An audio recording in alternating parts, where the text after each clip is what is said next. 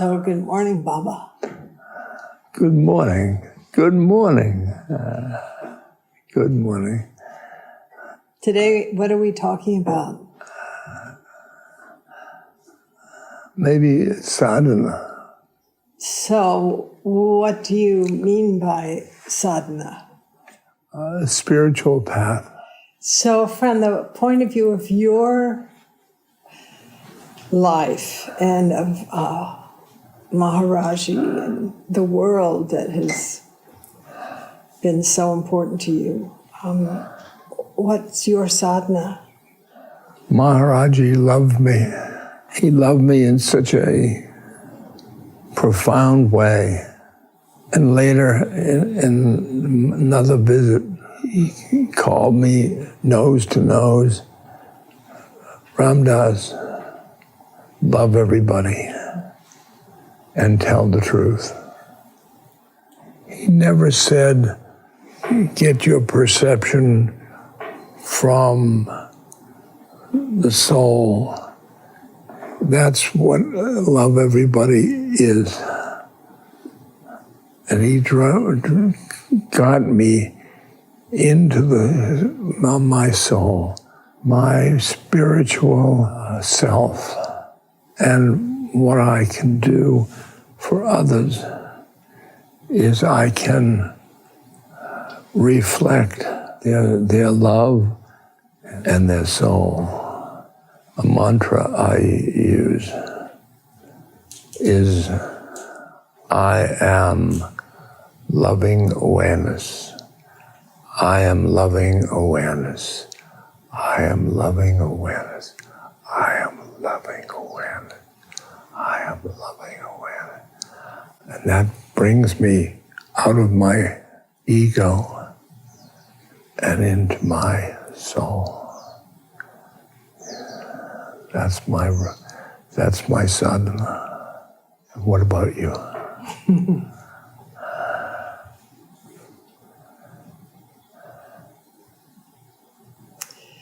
I think my path is in the world. In the world. In the world, yeah. It's how do I live in the question of actualizing the way, the path in everyday life, and everyday life is service. Like that. Uh-huh. I differentiate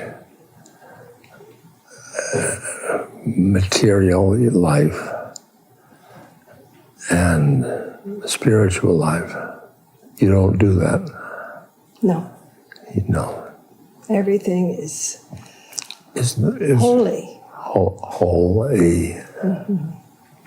Holy. So every moment, no matter how difficult or how complicated the person is, provides this opportunity to go through a Dharma door, a kind of truth door. That's like moment to moment. Moment to moment. So what I do in my sadhana is disregard the thoughts of the past and the future. Mm-hmm. And we get into the present. So my own approach, which reflects that, but it's also to recognize the past and the future are in the present moment as well. And I'm talking about past and future as totally immersed. Good. There's a happy neuron.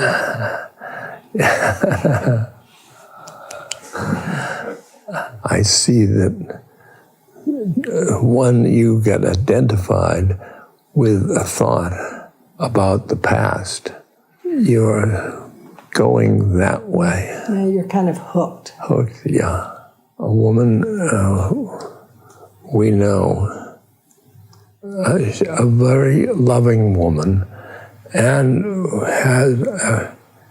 had a very loving relationship with her husband. I said to her, the past is the past. And now,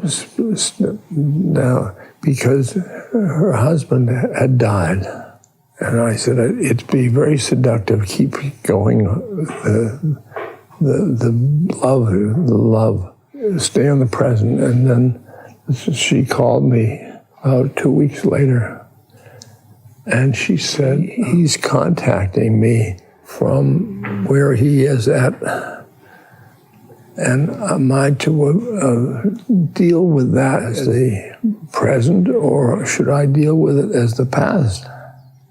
Present, even though it may be seductive into the past, deal with it as the present. Wonderful. Yeah, I think grief is humanizing. Yeah. Yes. And it can also be dehumanizing and debilitating. If we just stay in the past. Yeah.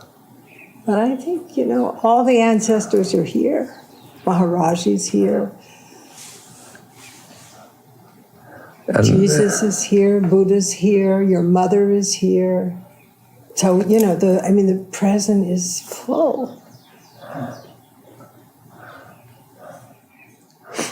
It's like this incredible richness. Yeah. And so the feeling, once we go through the experience of loss and loneliness, then it's to appreciate, feel grateful for this enrichment of the present by the presence of those who have gone. In Hawaii, Yeah. they are so deep into ancestor worship and bringing all the ancestors to the present moment.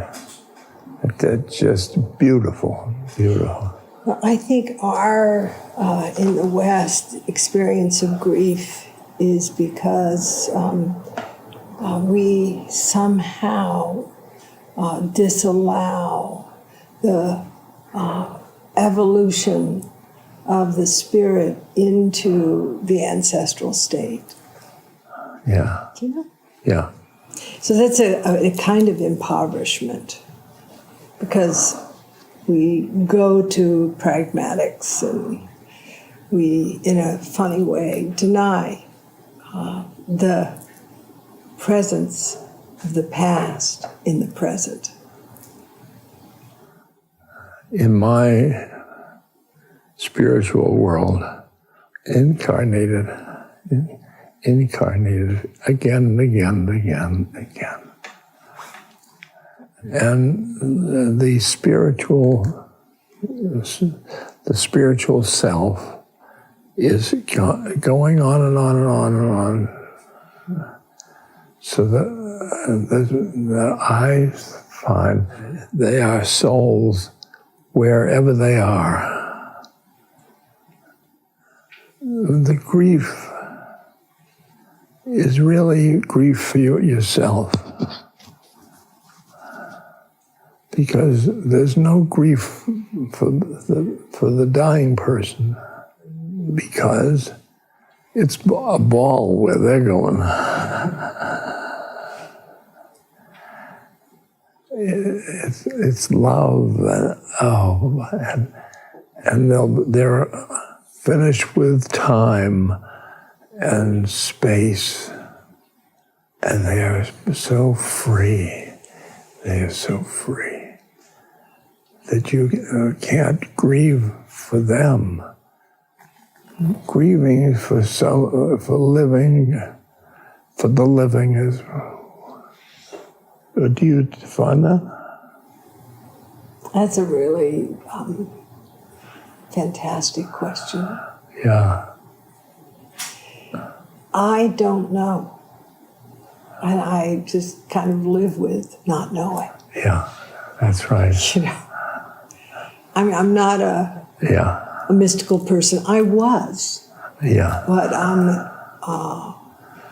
a vision-seeking person. But now this is the vision. This is it. This is like a miracle. So the idea of an entity like a spirit being out there having a good time, it's wonderful. I love the idea. It's just, like the ancestral ball. I know, it's great. Yeah. Everybody's dancing, and it's great music, and it's good food, forever and ever. But I'm kind of much more fascinated by the possibility of incarnating every breath. This moment, reborn. Reborn. Yeah, this moment, reborn. Good. That's beautiful. Yeah. Well, that was only because we got talking about grief. The moment that passed, oh my God, I'm grieving. You're taking the grief. I'm just grieving for all the moments of my life. Oi. Oi. I thought you said om. It's oi. Just shows you still can't spell. So for back to sadhana,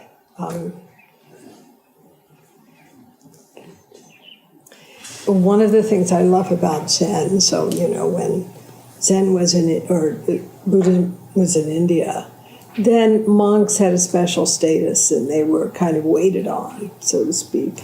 Mm-hmm. In China, Buddhism encountered Confucianism and Taoism, but also a kind of work ethic.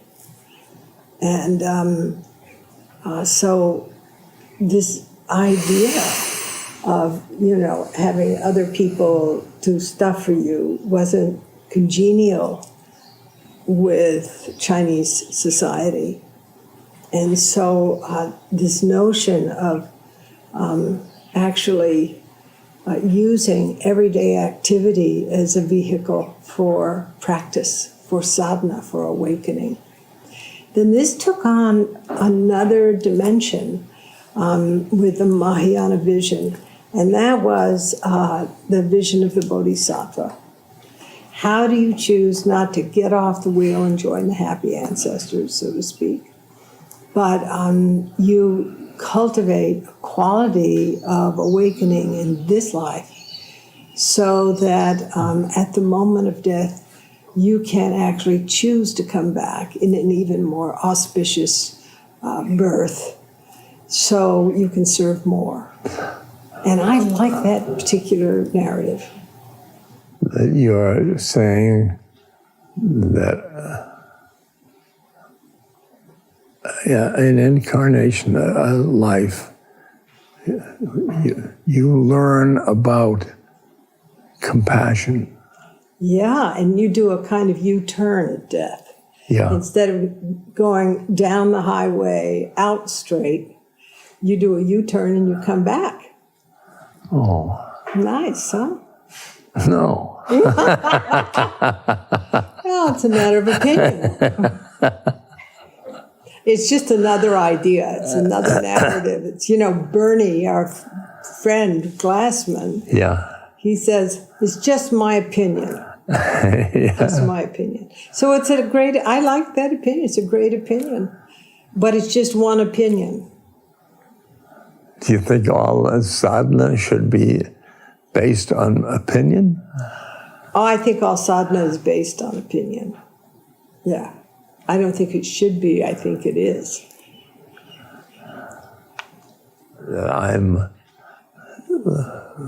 acting out Maharaj-ji's opinions. Yeah. I didn't know he was even Opinionated. opinionated. Well, it's one take on it. It's just my opinion, that he had an opinion. You're acting out his opinion is your opinion.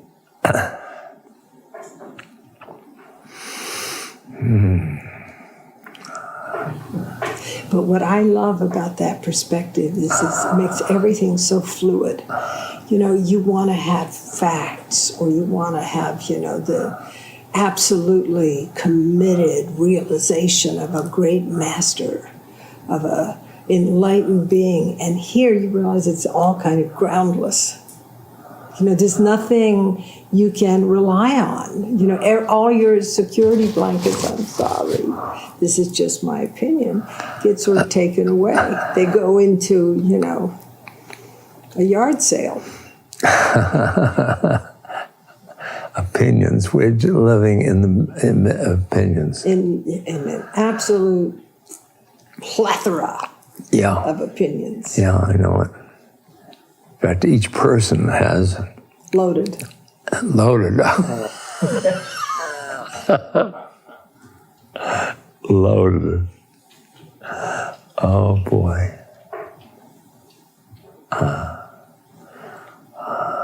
So what's your favorite opinion? That Maharaj-ji is pulling the strings for my life and my decisions, and he's doing it all. Well, at least it's not Donald Trump pulling the strings of your life. You know. Sorry. Somebody's pulling the strings in his life, but it's Maharaj-ji. It's Maharaj-ji, because Maharaj-ji, no, I can't go. It's too dark.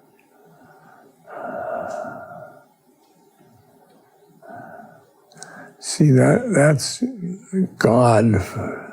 God talk is my talk, and you don't have God talk, so I can't talk to you.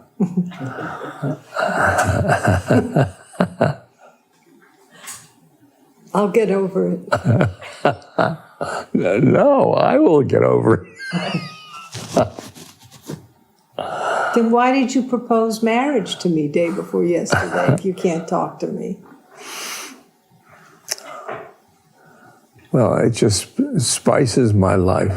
Okay. It obviously spices my life too.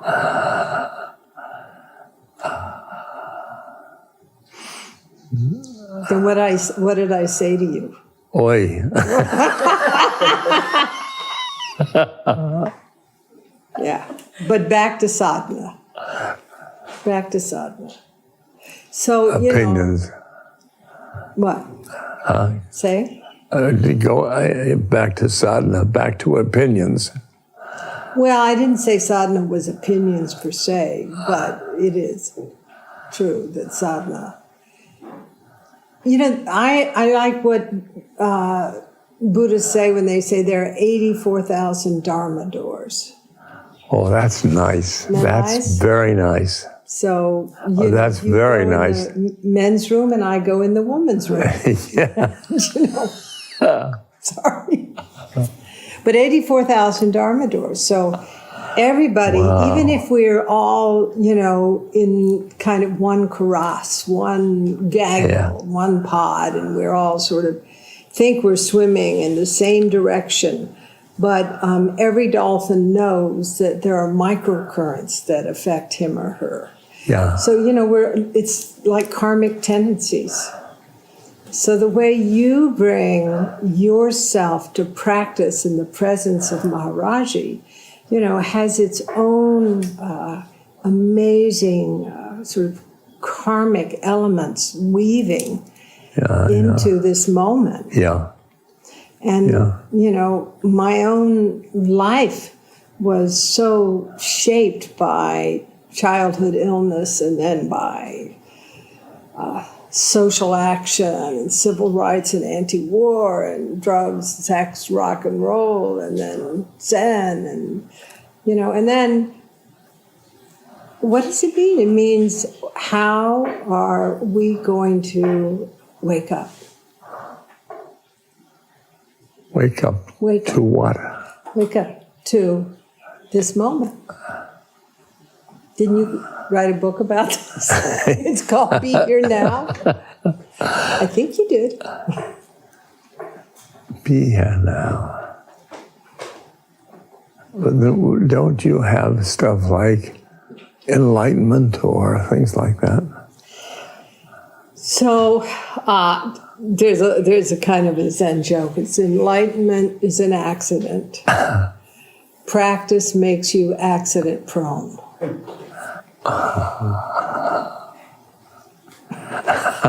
Okay. Yeah. Yeah, I look That's at right. this kind of carrot of enlightenment Yeah. as a little bit of a scam. A scam. Yeah. Yeah. That it's, you know, it's an inducement. Yeah. Yeah. And Dogen, in a way, Zen Master Dogen from the 1300s, you know, his vision is that we're all fundamentally enlightened. And it's just this, in a certain way, it's to recognize who we really are, which is, you know, what you're saying. Maybe it was Ram Dogen. I'm making a bad joke, forgive me. Instead of Ram Dass, Ram Dogen. No, Das is service.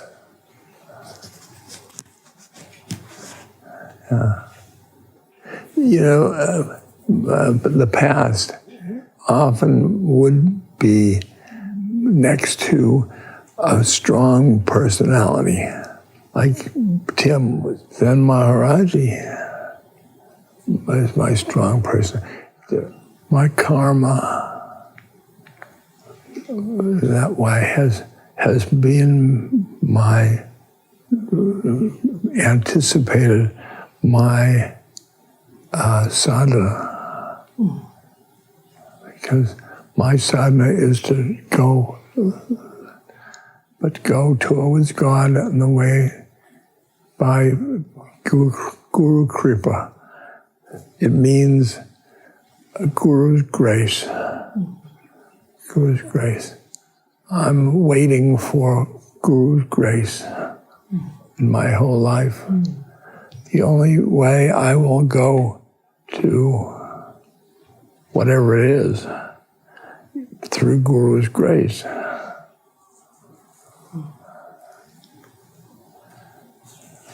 And so many people look to you for the grace that you're looking. I tell them to tell the guy behind me. Wonderful. But you see, grace, I relax. I don't do I do that or not. That's not even my business. I just find I'm the whole. I'm a little cog in the big wheel of nature, and you know, that part. And so that the grace seems, it keeps the greatness of the consciousness behind all this.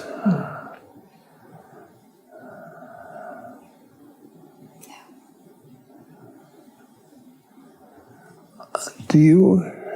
I know you don't. You. Say. Do you believe now? Is there consciousness out of this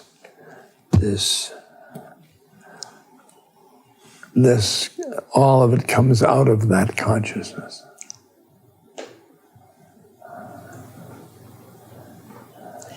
So I'd love to hear what you mean by the word consciousness.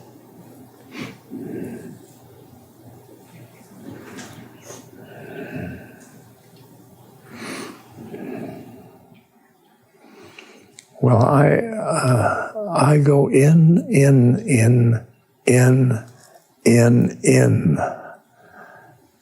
The place that I go into, there's that consciousness. My inner, and your inner with the same inner. It's from my point of view, it's God using each of us as fingers of His consciousness, not His bullshit. Excuse me. I didn't even mean that.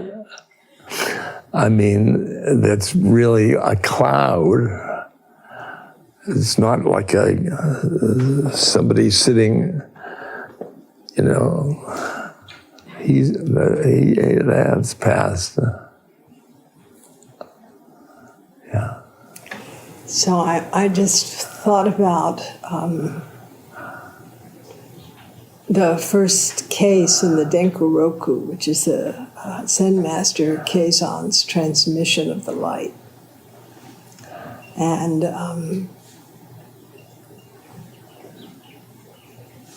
the Buddha is sitting under the bo tree, and he awakens on seeing the morning star, on seeing Venus. And he says, I and all beings simultaneously realize the way. I and all beings simultaneously realize the way. So he's had this incredible shift of consciousness. I mean, it's just like, at one point he's this guy, Shakyamuni, then he's the Buddha. And he sees that there's awakening everywhere. And he is awakening everywhere. So that is somehow articulated in the Heart Sutra. Gate, para samgate, bodhisvaha. So, like that. And just this awakening. Gone beyond, gone far beyond. Even the pairs of opposites, right? Wisdom is awakening. That's what awakening is. So, I mentioned Dogen, going back to that moment of realizing that all beings are fundamentally, at their very most essential, are love. Love. Are you a Buddhist? I mean, that would come out of my mouth. What's the difference? That's two fingers of God.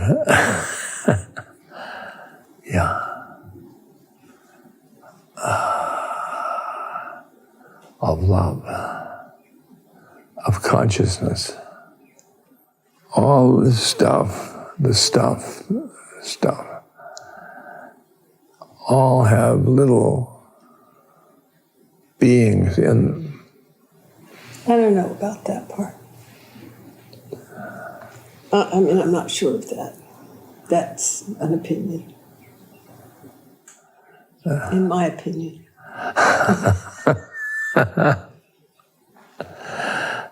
Okay.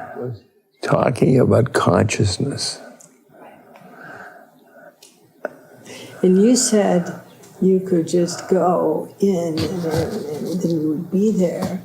And then, but you also were saying that consciousness is everywhere. And then, I said something from another point of view that joins you in that. And I kind of love what the old Chinese say. They say everything is moving toward awakening at different velocities.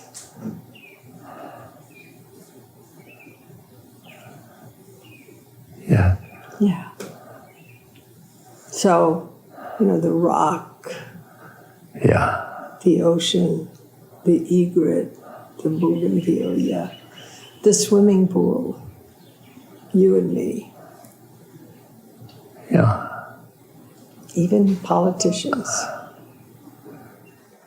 I'm not a swimming pool. That swimming pool is different rate, huh? Is it? Isn't that what you said? No, I'm not saying that. What'd you say? I'm not going to say. No, I was saying everything. This is what the old Chinese great masters. Everything is moving toward enlightenment at different velocities. But then another great teacher in the Zen tradition said, everything is already enlightened. Yes. I think that's pretty good. And this is what the Buddha realized. So sadhana, just going back. Sadhana, you say, means it's the path that we take. And in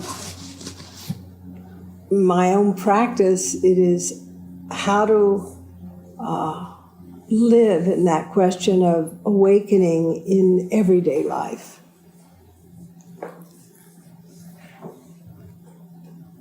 What do you think of that?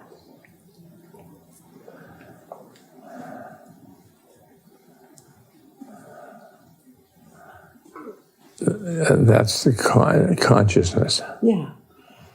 I mean, for me, Ram Dass, it's not any different than saying loving in everyday life. It's being in this non-dual state. Or when you're not understanding it as some kind of play of the mind that has this sort of cast of suffering, but what an interesting thing. What an interesting thing.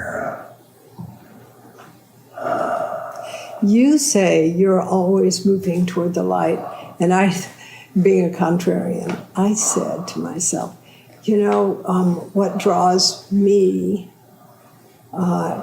is the light, but it's also going to where there's suffering. Oh, yeah. Your compassion, that's you go round and round and round. Bodhisattva path, is that? Yeah. But I always say to my students that you're the kind of the pioneer for what we do, for example, in the world of end-of-life care or in the world of prisons.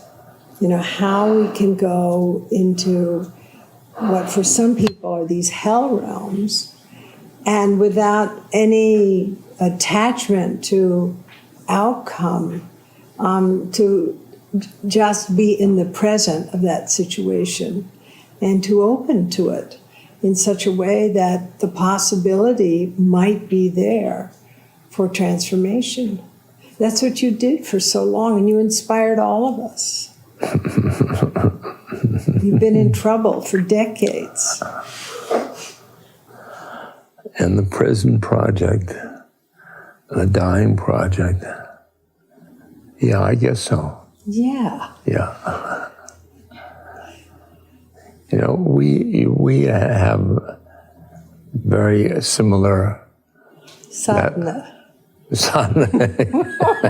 No. Yes.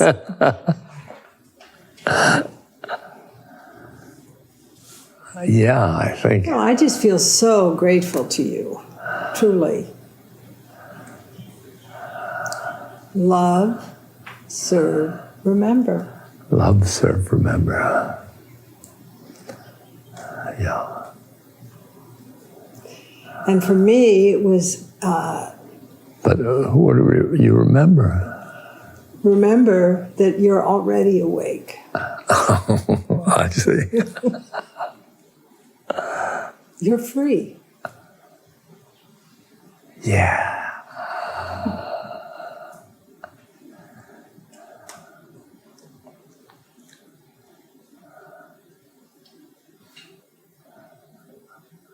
I'm free. I'm loving. I'm peaceful. I'm joyous. I'm compassionate.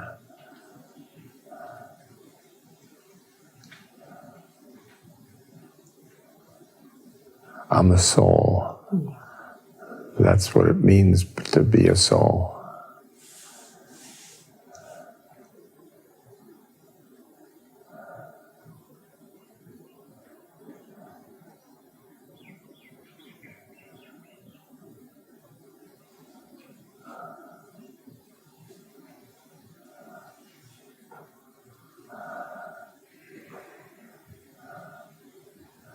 Yeah. Yeah. Thank you, Baba. Thank you. That was fun.